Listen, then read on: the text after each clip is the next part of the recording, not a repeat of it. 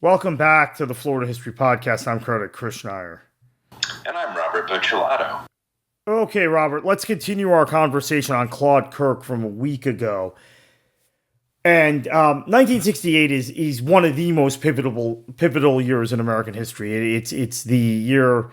In fact, so many people I know have done their dissertations on 1968 and its impact on American history, American politics, and of course, global affairs. Right, when you think about things like the Prague Spring and the protests in Paris, and just the impact of pop music and anti-war music, even in Western Europe. It was a very important year in American history and a very tragic year with the assassination of Martin Luther King and of Robert Kennedy. So in that steps Claude Kirk, and the 1968 Republican Convention is being held in Miami. And Kirk wants to be on the ticket.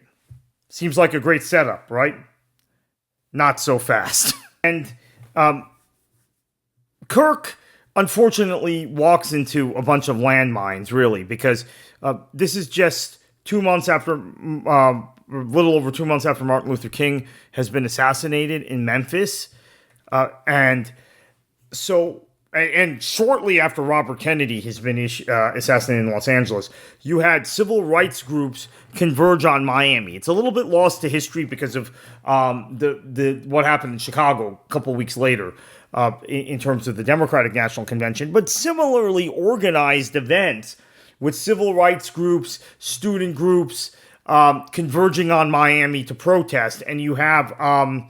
I keep in mind the Democrats were in power, so a lot of the anti-war energy was focused against Humphrey and against Lyndon Johnson, not necessarily against Richard Nixon at this point. But civil rights, that's another matter, particularly given the Claude Kirk factor, right, in Florida, right, and what we talked about last week and his embrace of segregationist rhetoric and at times flat out racism. Although the flat out racism would come more in '70 when he was trying to fend off the primary challenge from Jack Eckert, similar to what we saw in the 1970 Alabama Democratic primary between Albert Brewer and George Wallace, when Wallace went full on racist to knock Brewer out and reclaim the governorship. But Kirk walks into a landmine because Reverend Ralph Abernathy, he brings, he's King's successor. He brings his group into Miami. The very violent rhetoric and borderline violent behavior of Stokely Carmichael and SNCC, they converge on Miami. You have other protesters coming to Miami at the same time as the convention. Richard Nixon is trying to clinch the nomination. He gets challenged from the right by Ronald Reagan, who was then the governor of California, gets challenged from the left by Nelson Rockefeller, the governor of New York, the very liberal Republican. That's why we call the liberal Republicans Rockefeller Republicans, right? They were anti-communist. They tended to be a little more conservative on some social issues, but on things like economic programs, things like civil rights, they were basically like liberal Democrats. That's why those Rockefeller Republicans really aren't in the Republican Party anymore. But while all this is going on, riots erupt in Miami. And Kirk, he's got to do something about it, or his vice presidential hopes are gone. The protests turn extremely violent because you then have segregationists meet the civil rights activists, run cars through the protests, throw bottles, throw stones at the demonstrators, and all hell broke loose, for lack of a better way of putting it. Before long, you had tear gas, you had the police out with tear gas, and just an ugly scene. So Ralph Abernathy, Governor Kirk, and Mayor Chuck Hall, who had taken over as mayor when Robert King High, one of our favorites we talked about last week, Robert, had died the previous year. Chuck Hall was the new mayor of Miami. They held a meeting, and they decided they would continue the meeting the following day at 11 a.m. And I should mention the car that came right through the protesters. I forgot to mention it had a Wallace for president sticker. There was a George Wallace supporter, so clear segregationist. But before they can meet again the next morning, Robert, things, the police are getting more and more excessive. Things really kick off.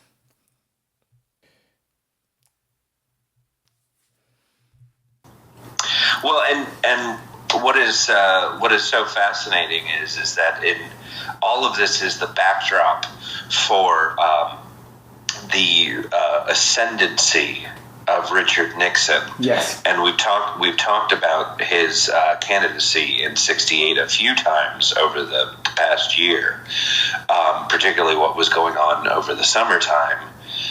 And the riots and things of that nature. But you had this real message of law and order and really the whole concept of bring us together, and the sort of subtle undertones of it being more or less the races coming together. And that was what he was trying to project, while at the same time the Republicans were doing their incredibly successful Southern strategy. So you have this man who is sort of capitalizing on the difficulty of bringing about law and order in this year of protests, and then just 8 miles away you have this powder keg just getting ready to go off. Florida, a new sort of version of living. There was a lot of work that was going into like North Miami Beach, all of these things. But at the same time, it was becoming incredibly populated. And you add insult to injury, it was an incredibly hot summer. And it just continued to escalate. Claude Kirk was known for being just blatantly patronizing to black civil rights leaders, and he was doing whatever he could to essentially either ingratiate himself in the sort of law and order faction of the Republican Party, or at the same time simultaneously try and embarrass Richard Nixon. It really just depended on what side of his brain he was thinking of at that particular moment. Obviously, the law and order theme was captured by Spiro Agnew, and he ends up on the Republican ticket instead of Claude Kirk, as a result of everything going on at that convention and in the country in 1968. And meanwhile, Agnew is railing about law and order in the convention hall. Nixon really likes this, and you have things just getting worse and worse the next night, where you have the police creating more tension with their presence and with their standoffishness. I mean, the police were throwing gasoline on a powder keg. You also had situations where most of the police officers there, I actually believe all the police officers there, were white, and there were charges about excessive force, and it got very ugly very quickly. And in the backdrop of all of that is a party that is making law and order their main plank for kicking the Democrats out of office after a year of very public Democratic protests. He was, he used to say that he was a tree shaking SOB, as opposed to a tree hugger. So, he was, he always sort of went out of his way to say that he was as anti a protester as you can be. And again, that was one of the situations where, he would always, whenever a very prominent African-American civil rights leader would come into town, to speak in Florida, he would always show up at the events and, and say, you're not here in Florida in good faith, you need to leave, just make a big a big show, a big spectacle of it. And it was, in his eyes, it was all entertainment. Yeah.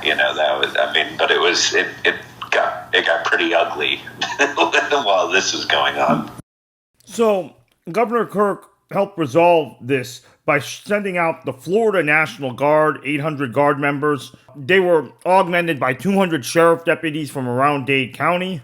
And so then you have, as the confrontation is about to ensue, you have tropical weather come in, right? It's summer in Florida, and downpour, and it becomes messy, but that probably prevented a more violent confrontation. All in all, with these riots, there were 5 dead, 30 injured, 200 arrested, and the Miami riots continued to be one of the big national stories for many weeks in this tumultuous 1968, but then gets knocked out of the headlines once the Democratic Convention rolls around, and